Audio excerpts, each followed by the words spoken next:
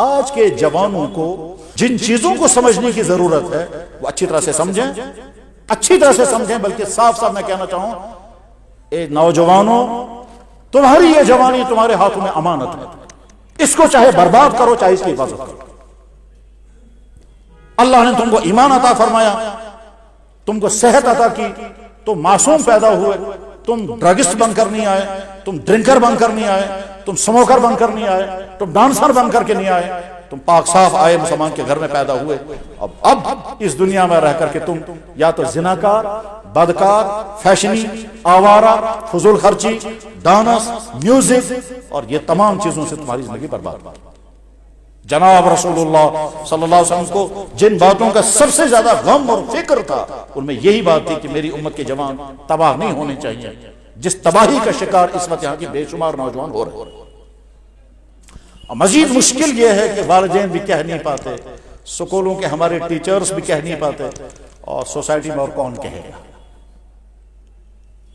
اخیر میں نقطہ یہاں پہنچا، اے نوجوان تیری یہ مقدس پاک جوانی تیرے ہاتھوں میں ہے، اس کو چاہے تم برباد کرو اور چاہے تم اس کی حفاظت کرو، اور یاد رکھو اس کی حفاظت کرنے کے لیے تمہیں بہت لڑنا پڑے گا، اپنے آپ سے،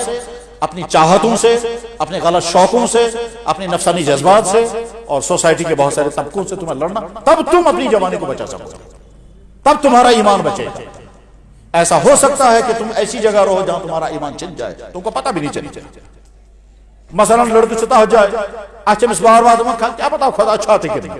امس آو ذہنس من شک مکلیو ایمان، یہ اخ یا جائے مسلمان ایمان کیا سا تمام گستاں اوس نبی سو پران زمان، آج کیا چلتا سنا، جب بار بار یہ سن رہا ہے تو اس کے دل میں بھی شک پیدا ہو گیا، ایمان ختم ہو گیا اس کا۔ تو اپنی ایمان کی حفاظت، اور اس ایمان کی حفاظت میں جہاں تمہیں کبھی ڈاؤٹ ہو جائے، جہاں کہیں بھی فوراً کسی جاننے والے سے ملو، کسی ماہر سے ملو، جیسے تم اپنے جسمانی انفیکشن کا علاج کرنے کے لیے ڈاکٹروں کو کانٹیکٹ کرتے ہو، اسی طرح سے اپنے دینی انفیکشن کا علاج کرنے کے لیے کسی عالم سے ملو جو واقعتاً ماہر ہو، تم کو نکال سکے اس ڈاؤٹ سے۔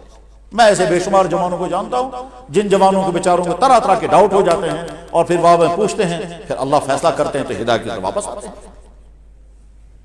تو جوانی کی زندگی میں جو خرابیاں ہیں ان خرابیوں سے اپنے آپ کو بچاؤ۔ اس میں ڈرگز یہ زہر ہے انسانوں کے لیے۔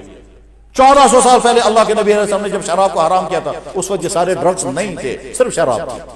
لیکن سلام محمد رسول اللہ کو آپ نے وہ لفظ استعمال فرمایا جو قیامت تک آنے والی تمام منشیات کو شامل ہے۔